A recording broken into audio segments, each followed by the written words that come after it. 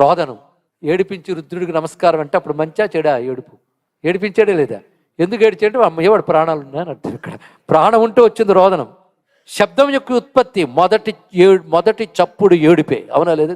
జీవుడు చేసిన మొదటి శబ్దం ఏడుపే, తర్వాత ఏడుపే. ముక్తి పొందాలంటే అయితే ఆయన కోసం ఏడిస్తే ముక్తి. తదుపతి రజానే వెళ్ళిపోను, అన్నిటికీ ఏడిపే బతుకంతా కూడా. ఏడిపించేవాడు ఆయన, ఏడ్చే శక్తి ఉండాలిగా, ఆ శక్తి ఆయన ఉంటేనే వస్తుంది ఇక్కడ. కానీ ప్రాణం యొక్క లక్షణం రోదనం అన్నాడు ఇక్కడ.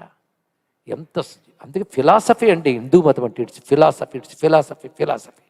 హిందూ మతం అంటే నథింగ్ బట్ నాలెడ్జ్. నిన్ను ఆలోచింపజేస్తుంది. పరిశీలించుకో ఇక్కడ. ప్రాణాభావరుద్రా ఏమి మాటలు చెప్పాడండి, ఆలోచించు.